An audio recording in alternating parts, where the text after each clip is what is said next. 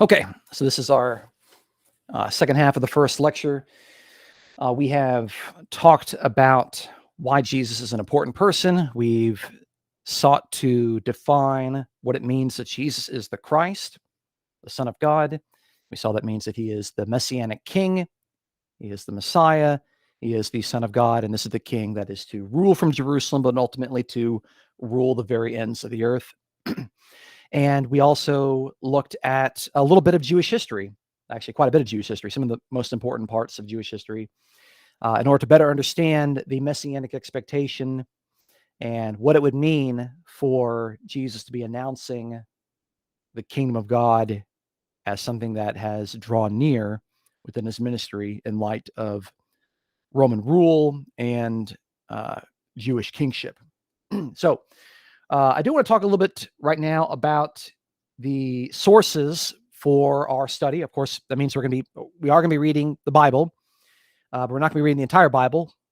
We'll be looking mostly in the New Testament, but obviously not the most in the New Testament. We're going to be looking at the Gospels, the 4 New Testament Gospels. But we need to talk about what sort of literature these Gospels are. So I have a short presentation to talk about that. So let me set this here.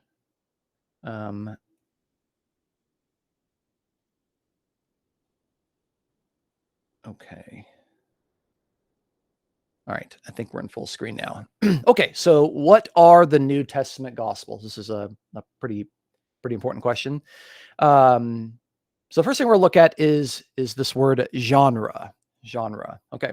So what type of literature are the Gospels within the New Testament? And this, of course, is the question of literary genre. We ask, what is this type of literature? That is the question that we are asking. Okay. Now, there are several discernible genres in the New Testament. They're not all the same. And I think if I go through this list, if you're familiar with the New Testament, you'll nod your head and you'll agree. We have something called Gospels. We have a work of history called the Book of Acts. We have several letters, which are Greco-Roman epistles. And then we have the final book, the Book of Revelation, which is an apocalyptic work. So within the New Testament, there are several different types of literary genres within it. In the Old Testament, there are actually more. There are quite a few more within the Old Testament. And obviously, you can't read all those types of literature the same. So the question that we need to ask is, what is a gospel? What exactly is a gospel? And when I refer to a gospel here, I am referring to the piece of literature, like the gospel according to Matthew, the gospel according to Mark, the gospel according to Luke, the gospel according to John. That, by the way, needs to be distinguished from the good news that Christians speak that people should believe in order to be saved. That message is also called the gospel. Okay.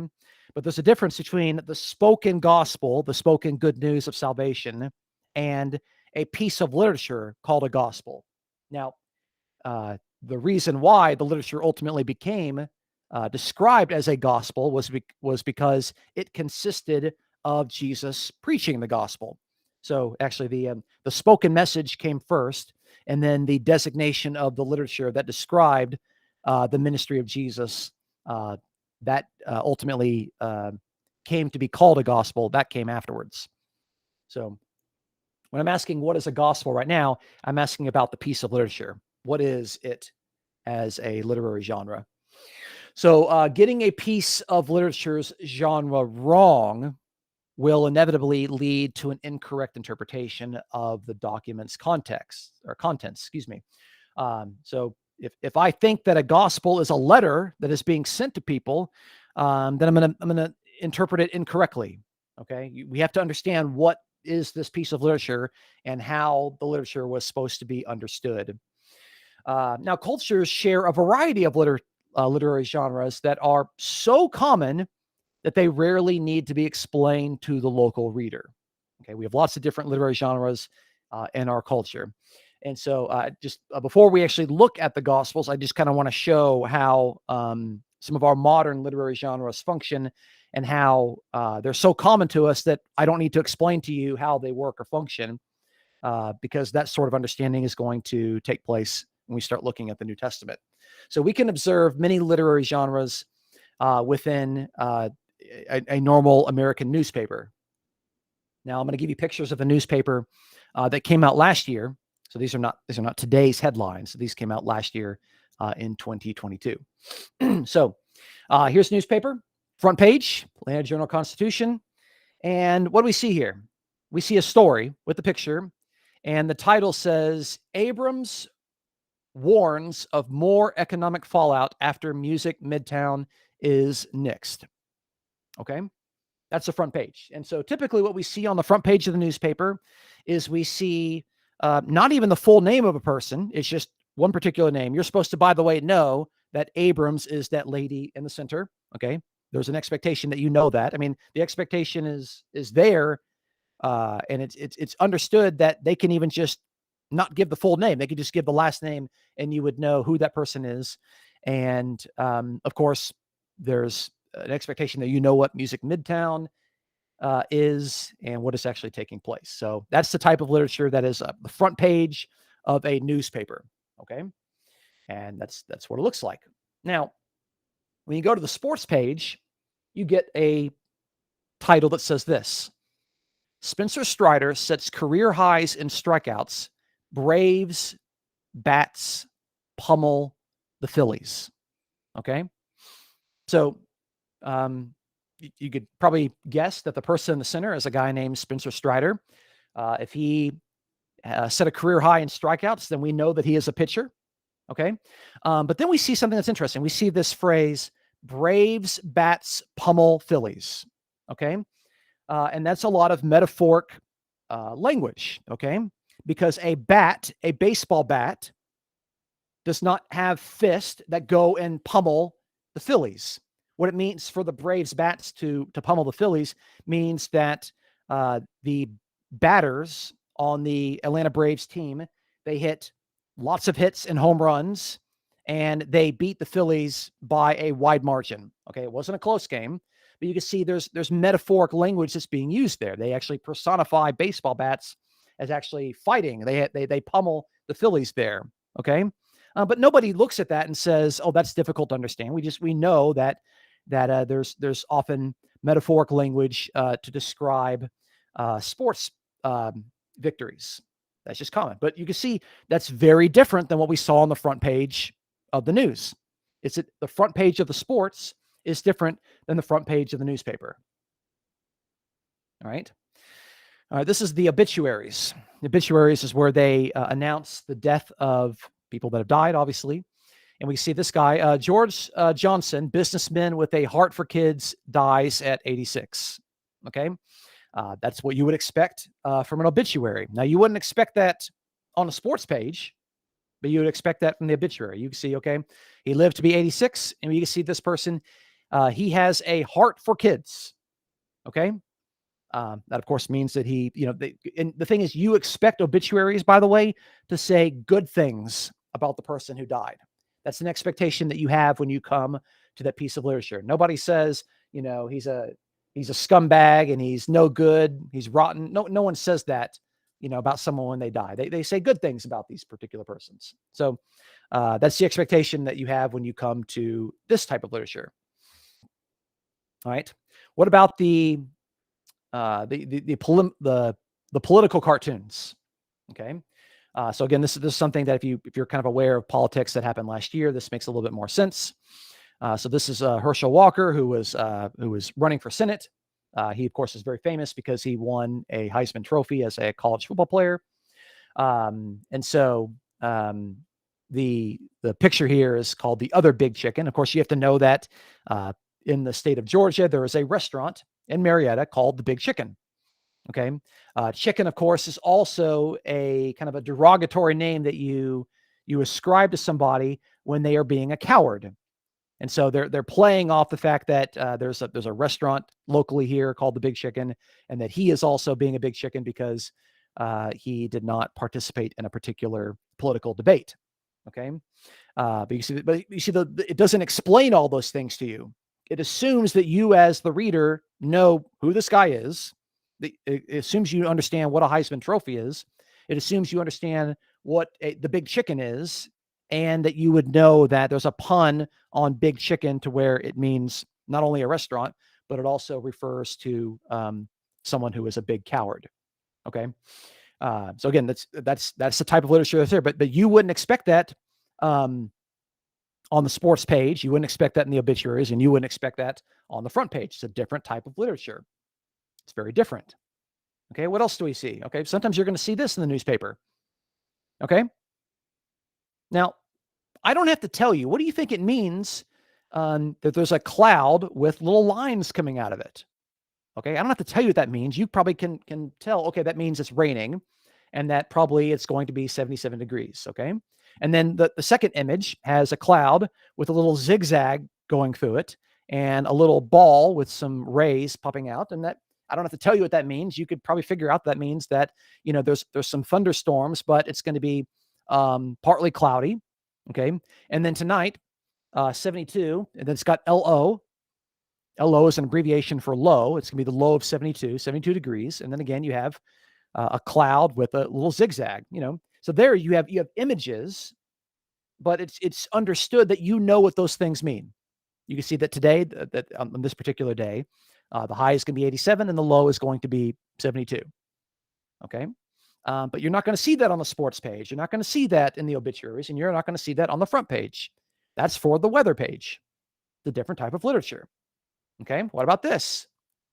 Okay, crossword puzzle. Again, not on the front page, not on the sports page, but you look at this and I understand. Okay, I see what's on the right. I know that I need to kind of put these things in, and I put them in the puzzle, and it's understood that this is something that is there for my entertainment. Okay, but again, you don't see this on the sports page. You don't see this in the obituaries. It's a different type of literature. You also have classifieds in the newspaper. All right. All right. So let's look at the one at the bottom. 2 HP parts, 2 HP computer, desktop, and laptop works. OBO means or best offer, by the way, $150. And there's a phone number. I doubt those things are still for sale, by the way, but I guess those are the real things there. But you go to the classifieds, and the assumption is people are going to try to sell you things. They're going to give you pictures of them. They're going to give you a brief description. But you don't expect that on the front page. You don't expect that on the sports page. And you don't expect that on the weather page. It's a different type of literature with a different sort of expectations. What about the comics? What is the expectation with the comics? The expectation with the comics is that when you get to the end, there's supposed to be something that's funny. In fact, we call it the punchline. You go to the comics, and if you walk away from it and it's not funny, you kind of feel like, well, wait a minute, that wasn't funny. I was expecting it to be funny. There's an expectation when you come to this type of literature that it's going to be comical and amusing. Okay. And that the punchline is usually at the end. Okay. But you don't expect, the sports page to be funny. You don't expect the obituaries to be funny, but there's an expectation here that this is supposed to be funny. If you want something that's going to make you laugh, you go to the comics. All right. So we can see there from the newspaper, even our normal newspaper, we've got lots of different types of literary genres there, and they're all different. They all have expectations, and the reader comes to those, and the reader can discern those things. But the newspaper also doesn't tell you that the comics are supposed to be funny. The classifieds are supposed to be informative. The sports page is going to use metaphors over the home team. And the obituaries are going to say something nice. They're going to put a nice spin on someone's life. They don't tell you that that's how you're supposed to read it. It's just in our culture, we know those things. It's just kind of expected in our culture. Okay. So what happens when we look at the Gospels in our New Testament? Matthew, Mark, Luke, and John. Those are going to be the accounts that tell of the life of Jesus. What type of literary genre do they belong to? Okay, so we're going to compare New Testament Gospels to similar writings. Okay, so again, we put them in their context. What do the New Testament Gospels resemble in their context in the first century? Okay, so the New Testament Gospels, NT, by the way, is short for New Testament. They closely resemble Greco-Roman biographies. I guarantee you that is a quiz and test question. What are the New Testament Gospels as a literary genre? They are Greco-Roman biographies. Greco means they're written in Greek, Roman means that they are in the Roman period, and biographies actually comes from two words. Bio means life, and graphy means writing. So writing about someone's life. Even biography is from the Greek. Okay. All right. So New Testament Gospels, they closely resemble Greco-Roman biographies. Who is this handsome guy on the right? Okay. No, that's not my yearbook picture. That is a guy named Plutarch. Okay. Who is Plutarch? Plutarch lived from the years of 45 to 120 CE, okay, the Common Era, okay, meaning that Plutarch, his life overlapped the entire time that the New Testament was written. Okay, the New Testament, probably the earliest documents in the New Testament were written around the year 49, and the last documents were written probably at the very, very beginning of the 2nd century. So Plutarch lived, his entire life covered the entire time that the New Testament was written. And Plutarch, he wrote 48 Greco-Roman biographies. Okay. I don't own all of them, but I own many of them. Okay. And so you can get them yourself if you want to. You can go and you can buy Plutarch's biographies. They're called Lives. The authoritative translation is here in the Loeb Classical Library. And you can see them and you can read them and you can see, wow, they sound very much like Gospels. They sound like the Gospels that we have in the New Testament. And so we can understand a little bit more about the type of literature they are, because it seems that the writers of the New Testament Gospels were not inventing a brand new piece of literature. If they did, nobody reading them would understand what is actually taking place here. They modeled the Gospels after Greco-Roman biographies, which is a common, very common piece of literature. In fact, like I said, this guy right here wrote 48 of them in his own lifetime. And so the 4 New Testament Gospels, which are written around these particular time periods, Mark around the year 70, Matthew between the years 80 and 85, Luke between the years 80 and 85, and the Gospel of John between the years 90 and 95. All of those were written during the time that Plutarch was writing his own biographies. Okay, but by the way, those dates there, those are scholarly estimates. Okay, those are just guesses. Okay, if you ever come across someone who claims that they know exactly when this book was written down to the year and the month, they're lying to you, because nobody knows that. These are educated guesses based on a lot of scholarly work and scholarly consensus. But that's what most experts think right now. Okay,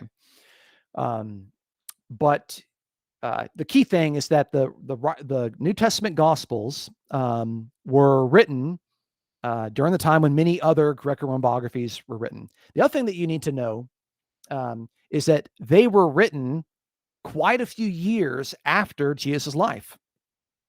Okay, if Jesus was born in 6 BC and he died in the year 30, making him around 35 years old, something like that, then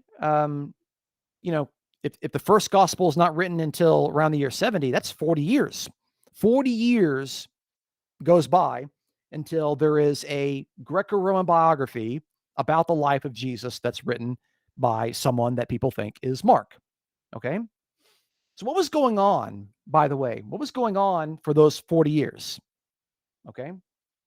People weren't writing a bunch of things down. What we actually have in the first century culture is what is called an oral culture. Oral culture. It means people were telling stories about Jesus. They were not only telling stories, but they were sharing the sayings and the teachings of Jesus. They were sharing it orally. It was by word of mouth. Okay. And that was really important, because you should know this. The literacy rate in the ancient world at the highest, at its peak, was only something like 5%. Only 5% of people in the first century world had enough education to read and write. 5%, 1 out of 20. Okay, so let's assume, like in the size of this class right here, there's 25 people enrolled. That would basically mean roughly one person in the class would be able to know how to read and write. Everyone else didn't have that sort of education. So writing things down was not considered authoritative in their culture, because most people couldn't read anyway. what was authoritative was the thing that was by word of mouth. It was the oral teachings of Jesus. It was people telling the things that Jesus did, repeating his parables, repeating his teachings, repeating the sayings that he did. It was all passed around word of mouth. Okay. And then eventually it gets codified into writing, starting around, at least for the sake of a gospel, it was around the year 70. Now, things were starting to be written down a little bit earlier. That's a little bit more complicated of an argument. But in regard to the gospels that we have, these are the dates that are closely approximate the time in which they were written. But they were written a good distance from the actual life and death and resurrection of Jesus. That's important. Okay, so I wrote that Plutarch's biographies are remarkably similar to the 4 New Testament gospel accounts. Okay, the other thing that you'll notice here is that in our New Testament, the order is Matthew, Mark, Luke, and John, but that is almost certainly not the order in which they were written. It is almost certain, it is almost virtually certain that Mark was the first gospel written in time. Okay, and then after Mark came Matthew and Luke, and they were roughly written around the same time. Matthew and Luke are very similar. Excuse me. And then the Gospel of John, although it had a variety of drafts, the final version of the Gospel of John was probably late, probably in the 90s, maybe sometime between 90 and 95. Okay. So those are our 4 New Testament Gospels, probably the times around which they are or were written. Okay, but they closely resemble Greco-Roman biographies. We have to understand the literary genre in order to understand how we're supposed to read them. Okay, now it's very important for you to know. Very important. Again, this is probably another test question. Greco-Roman biographies are very different from modern biographies. I'll say that again. Ancient Greco-Roman biographies are very different from modern biographies. Let's look at some of the differences. So you got Greco-Roman biographies versus modern biographies. So ancient biographies focus on the subject's public life, but modern biographies are interested in the subject's personal and private life. Okay? So why is this important? Well, if we think that the Gospels are biographies, and we also think, well, I've read some biographies. I've read some modern biographies, as an adult. We can't bring those expectations of that type of literature and force ancient biographies to do the same thing. Or we shouldn't expect that they're going to look like modern biographies. Okay. Ancient biographies are focused on public life. Okay. We should not expect an ancient biography to tell us much about someone's private life. That's not what they were focused on. They were focused on public life. Where modern biographies will tell us a whole lot more. They'll tell us a lot more about personal and private life. What are some other differences? Ancient biographies purposefully stylize the subject as a particular character. Okay, so ancient biographies would want their subject to look like a holy man or a politician, a general, or maybe even a philosopher. Sometimes they would look like multiple persons along that. So they would style the story so that the subject would look like one of those things. Now, modern biographies, they try to give all sides of a person's character and their personality. Okay. So again, ancient biographies are very different. They are deliberately stylizing the subject to look like a particular famous character, famous role. All right. Characters in ancient biographies are static. What does it mean they're static? It means that they are unchanging in their character. Okay. For modern biographies, they tend to show how someone grows and how they change their interest. Okay. So when we learn about the attitudes, or let's just take about of Jesus. Okay. When we read in the Gospels, his priorities, his interest, his virtues, and the things that he's passionate about, he's going to be static in those things, and his interests are going to be his interests for the entirety of the gospel. It's going to cover like the entirety of the work is going to describe him having a character that does not change or fluctuate. Okay. He's not going to have a particular mission and then give up and change his mind, that sort of thing. All right. Most importantly, this is probably the most important thing I'll say to you today. Ancient biographies had the freedom to arrange events topically or for a given purpose. I'll say that again. Ancient biographies had the freedom to arrange events topically or for a given purpose. Now, the author's intended portrayal was, their intended portrayal was more important than strict chronological accuracy. To where modern biographies, they are usually chronological in portraying the subject. Why is this important? We tend to read these stories about Jesus and we assume that the events that we see there are in chronological order. But we can't bring that assumption because ancient biographies, the writers could organize and they could shape these stories topically. Okay, they could have a topic. And this is why, so, when we look in the Gospel of Matthew, in the Gospel of Matthew, you get the impression that that Jesus will give all of his parables on one day, and then he'll do all of his healings in one particular day, and then Jesus will give a lot of his apocalyptic sermons all in one day. But that's not really the case. That's just because the writer has organized parables into like chapter 13, or healing stories into chapters like 9, something like that, and his apocalyptic sermons in chapters 24 and 25. They organize them together because they are topically arranged in ancient biographies. They're not chronological. Some of the Gospels you might think are actually out of order when it comes to chronology. That's okay.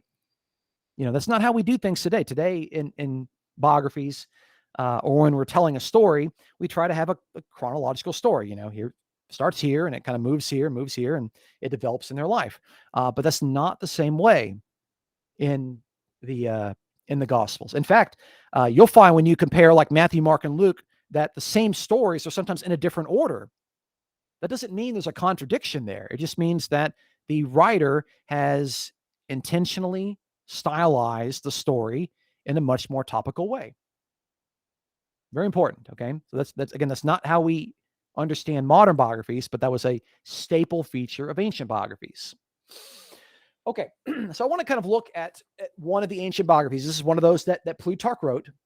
And we talked about Alexander the Great.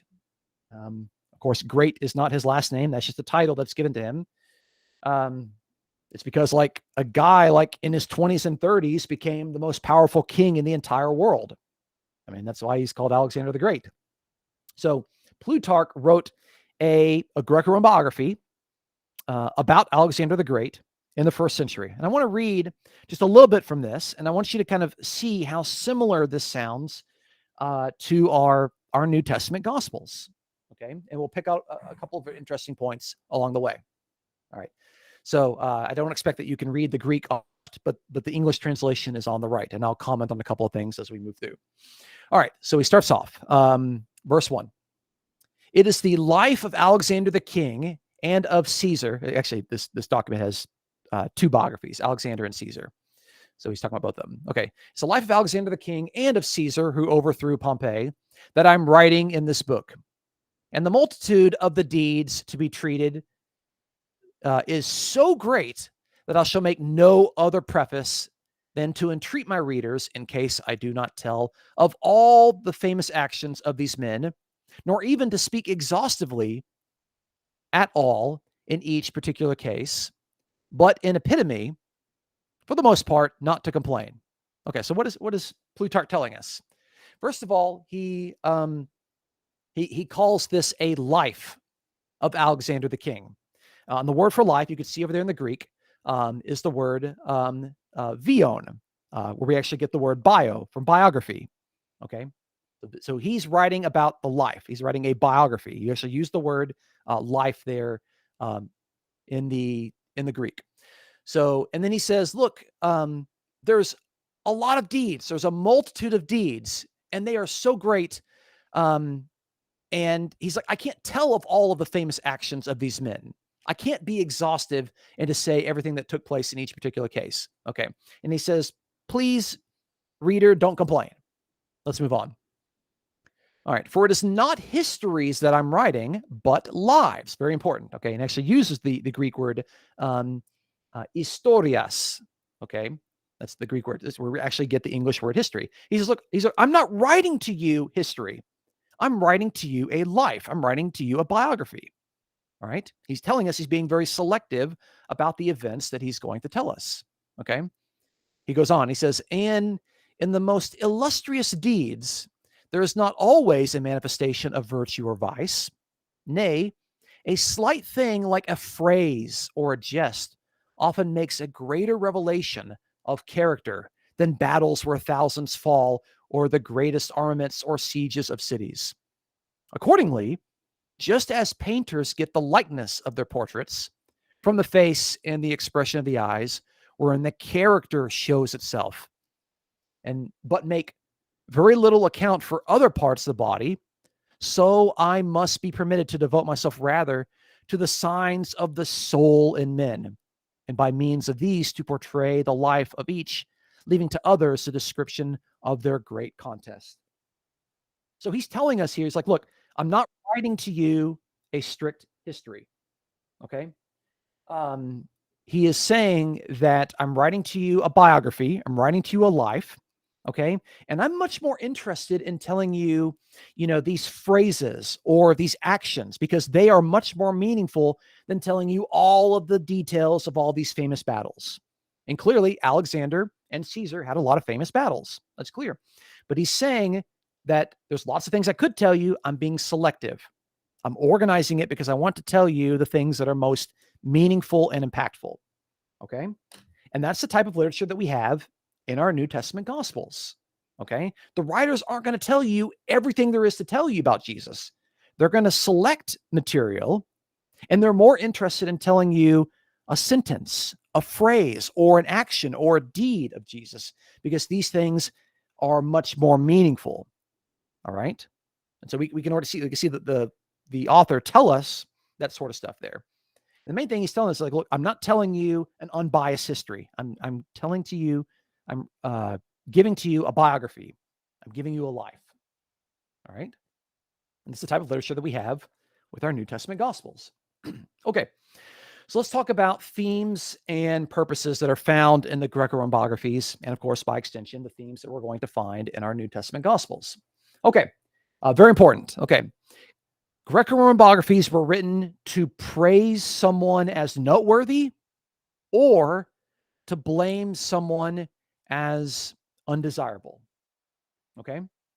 So when we read Gospels about Jesus, do you think that they're trying to praise him as noteworthy, or do you think they're trying to blame him as someone undesirable? Answer, clearly, they're written to praise him as noteworthy. Okay. So again, these are not neutral accounts. They have a desire to portray their subject either in a positive light or in a negative light. There are biographies of not so nice and good people that are out there. Okay. I think Brutus, the person who actually murdered Julius Caesar, I think there are biographies that are written about him, and they are not written in a way to praise Brutus as noteworthy. They're meant to blame him as having undesirable behavior. Okay. This is important. So the Gospels, we should expect, are going to deliberately try to put Jesus in a positive light. Okay. They're not neutral, because Greco-Roman biographies were never meant to be neutral characterizations of history. Okay. That's what I bet. Yeah. So ancient biographies were never neutral presentations of mere facts. Number two, Greco-Roman biographies use the subject as a model for teaching purposes, focusing on what type of behavior is good or what type of behavior is bad. So therefore, the focus has more to do with the response of the reader engaging the work than it has to do with a portrayal of history. Okay, so these ancient biographies will portray their characters as a model because they want to teach people to model that behavior. Okay, they want to show you that Alexander the Great's behavior is good. You need to follow him. Or from the perspective of our New Testament Gospels, that the behavior of Jesus is good and that you're supposed to follow it. Okay, and that's important. There's an intention that the writings are meant to persuade the readers to behave a certain way. So for the New Testament gospel accounts, this means that its depiction of Jesus aims to place his behavior. And what did Jesus do? Jesus obeyed the will of God as an obedient son. So we're placing this behavior as behavior that we, the readers, are to pursue. And this makes Jesus an example for the readers, who presumably the readers are disciples or people who are interested in becoming disciples. Okay. So gospels, they have an axe to grind. They have an agenda. That's quite clear. Okay. They are trying to get you to become a disciple of Jesus or to encourage you in your walk as a disciple of Jesus. They want to make the behavior of Jesus subject something that you're to follow and obey. That's deliberately the intention of these Greco-Roman biographies. They're also written to persuade the reader to think and to behave in certain ways. And so readers of the New Testament Gospels are to believe and to act accordingly. So it's not just about affecting behavior, it's also to affect how you think, okay? How you think and how you believe, okay? So they're not just putting Jesus up there as a figure that you're supposed to believe in. They're to encourage people to change the entirety of their behavior, not just believing a particular thing or two. And ultimately, Greco-Roman biographies are highlighting the actions and the words of a particular figure in deliberate contrast with another person, another group, or another sect. Okay. And this is what is called polemical. Maybe you've heard of the phrase that something is polemical. Polemical comes from a Greek term which means to fight. Okay. So when something is polemizing, it means that it's fighting against another person. So what this is saying is that these Greco-Roman biographies will highlight the actions of one person to deliberately contrast that one person from somebody else. Like they're meant to say, act this way instead of acting like these people over here. Okay. And in two of our gospels, we can actually discern the polemical opponents. Okay. We can discern sometimes the identity of these sects are made clear in the New Testament Gospels. So in the Gospel of Matthew, it's clear that the Pharisees are meant to be the group or the sect that the behavior and the actions of Jesus is meant to contrast. Or in the Gospel of John, the Jewish Jerusalem authorities; those are the group that is that's deliberately meant to contrast the person of Jesus. Okay. So you can see here when it comes to biographies, let's just look at our biographies in the New Testament: Matthew, Mark, and Luke, and John. Based on what we know about putting that piece of literature in its own context and understanding it as a Greco-Roman biography and the purposes of Greco-Roman biographies, we can discern that that these Gospels in the New Testament are going to praise Jesus as noteworthy. Okay. They're going to use Jesus as a model for teaching purposes, showing that his behavior is good. Okay. That the intention of Matthew, Mark, and Luke, and John is to persuade the readers to think and behave a certain way. Okay. So it's deliberately written for the readers to change their behavior and to highlight the actions of Jesus over and against the behavior of other people. The opponents of Jesus, those that try to put him to death. Okay. So again, we can now we understand the Gospels are Greco-Roman biographies. We understand what type of literature that is, and we now have a little bit better understanding as to how to go and to read this type of literature.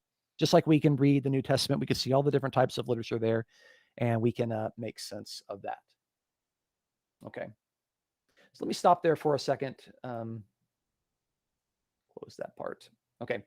I gave you a lot of information there on the Gospels and Greco-Roman biographies. Are there any questions or comments about that information? Because that's pretty important. That's pretty vital.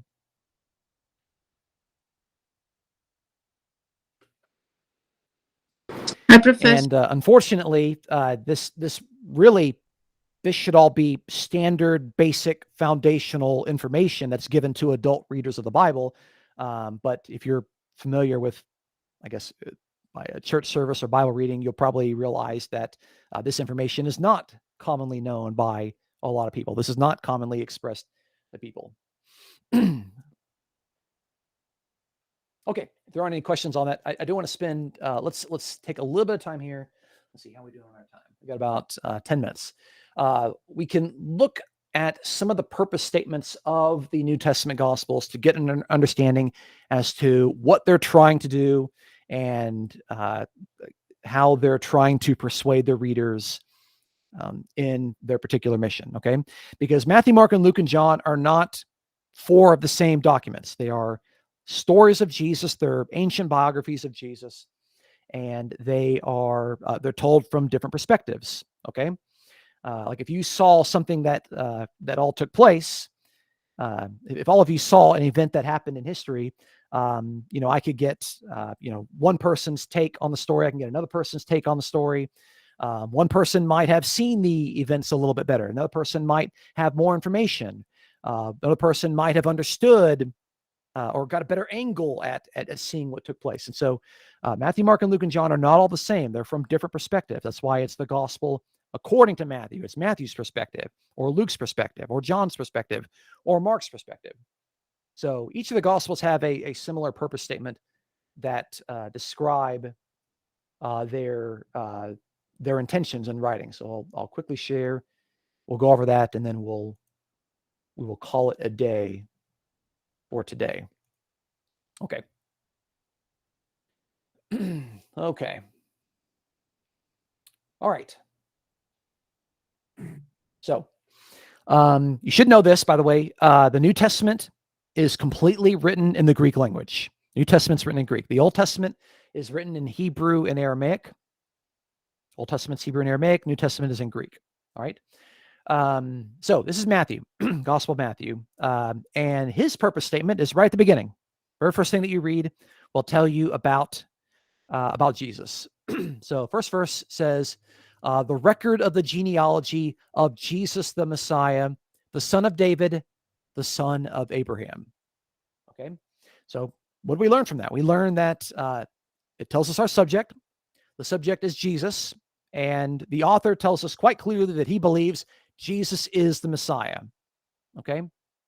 In fact, actually, we learned that Messiah is kind of the English rendering of the Hebrew noun Mashiach. Okay. But actually in the Greek, the word is Christos. It's a word for Christ.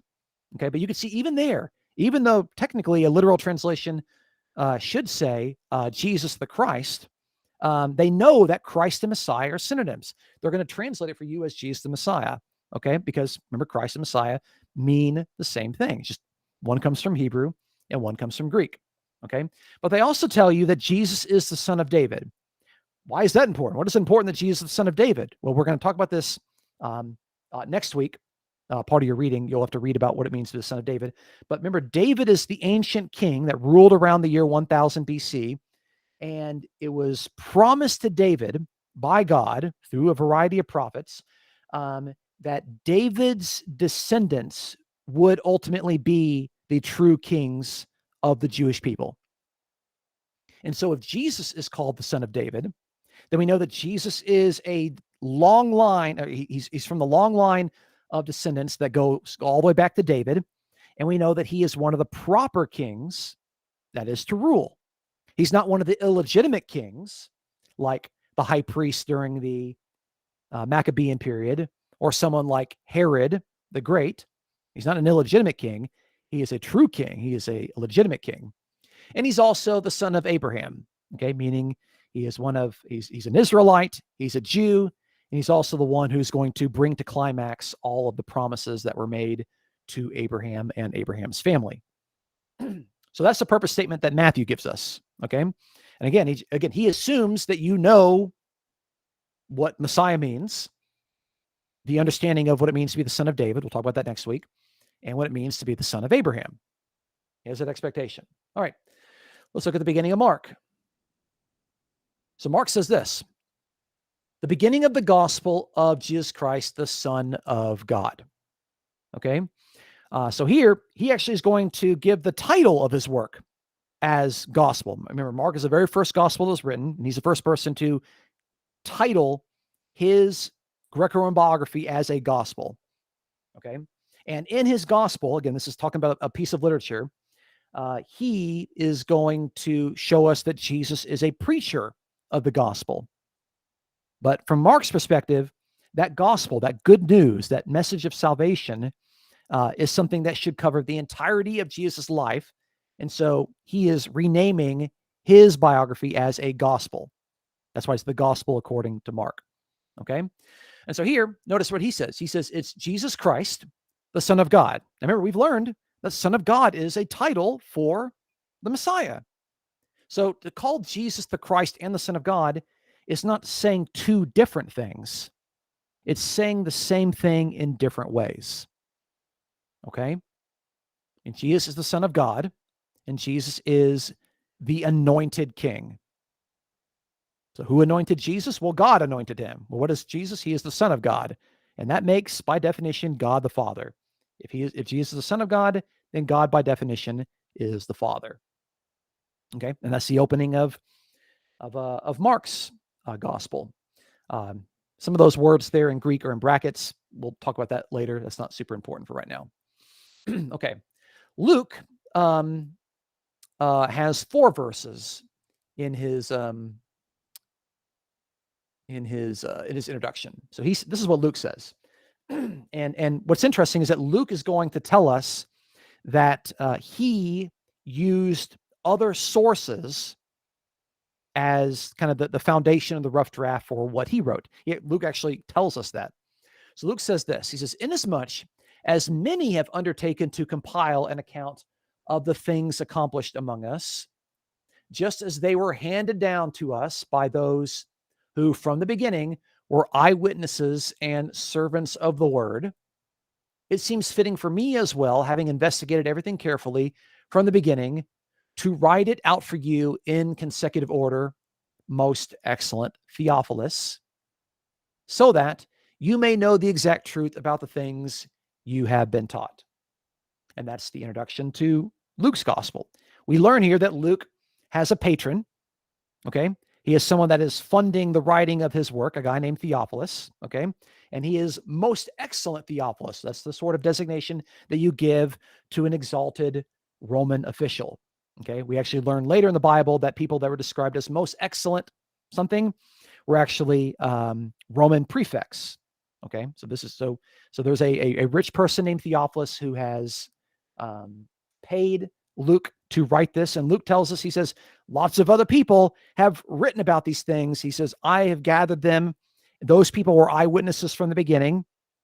And now I'm going to give to you an account. Okay. So we know that Luke has sources. Okay. That's interesting. And the Gospel of John does not give his purpose statement until the very, very end. The Gospel of John does not give his purpose statement until the last verse of chapter 20. In John 20, verse 31, he says this, these things have been written. Why? So that you may believe. So that we may believe what? That Jesus is the Christ, the Son of God. Remember, both those terms mean the same thing. And that believing you may have life in his name. Okay, so not only does he want you to believe that Jesus is something, the Christ, the Son of God, remember both those are synonymous titles, but he also wants you to benefit from this belief. By believing, you can have life in his name. And that having there, the verb to have in Greek, is actually in the present. You can have life right now. You can have abundant life right now by believing that Jesus is the Christ, the Son of God.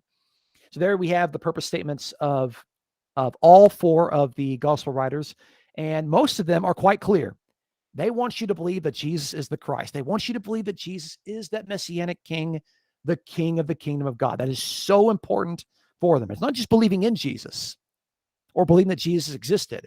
Everybody knows that Jesus existed as a figure in history, but they want you to believe that Jesus is the king, the Jewish Messiah, and the person who's going to be the heir of all of the kingdom promises. That's a good place for us to leave off for today.